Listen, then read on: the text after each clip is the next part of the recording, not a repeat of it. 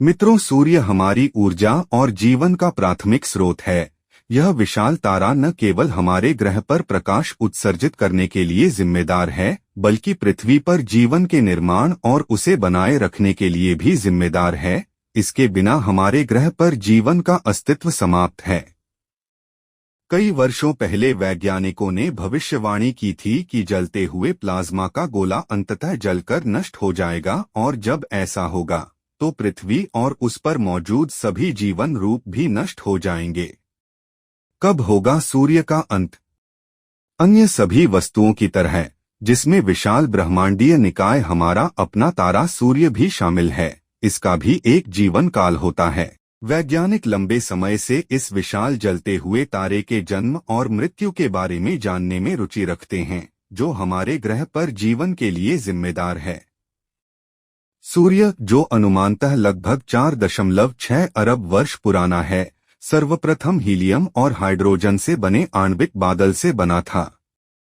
इससे पहले विशेषज्ञों ने भविष्यवाणी की थी कि सूर्य एक ग्रहीय नेबुला, गैस और ब्रह्मांडीय धूल का एक चमकीला बुलबुला बन जाएगा। मैनचेस्टर विश्वविद्यालय द्वारा किए गए इस शोध में कहा गया था कि यह तारा सिकुड़ जाएगा और एक सफेद बौने रूप में बदल जाएगा। हालांकि इस विषय पर आगे किए गए शोध से पता चला कि ग्रहीय नेबुला में बदलने के लिए सूर्य को आकार में बड़ा होना होगा। नेचर एस्ट्रोनॉमी जर्नल में प्रकाशित एक नए अध्ययन से पता चलता है कि आने वाले 10 अरब सालों में सूर्य खत्म हो जाएगा। यह नया शोध 2018 में प्रकाशित अध्ययन के विपरीत है, जिसमें बताया गया था कि अगले 5 अरब सालों में सूर्य एक लाल विशालकाय तारा बन जाएगा, न कि एक सफेद बौना तारा। जब सूर्य का ईंधन खत्म हो जाएगा तो उसका कोर सिकुड़ जाएगा। नासा के अनुसार लाल रूपी आकार में बदल जाने के बाद सूर्य की बाहरी परतें इतनी फैल जाएंगी कि वे मंगल की कक्षा तक पहुंच जाएंगी और साथ ही पृथ्वी सहित अपने निकटतम ग्रहों को पिघलाकर निगल जाएंगी, यदि तब तक ग्रह का अस्तित्व होगा। इन सभी घटनाओं को घटित होने में लगभग 10 अरब वर्ष लगेंगे।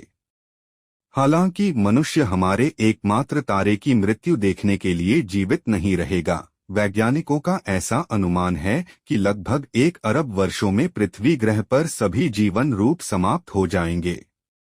सूर्य की चमक प्रति अरब वर्ष लगभग 10% बढ़ रही है।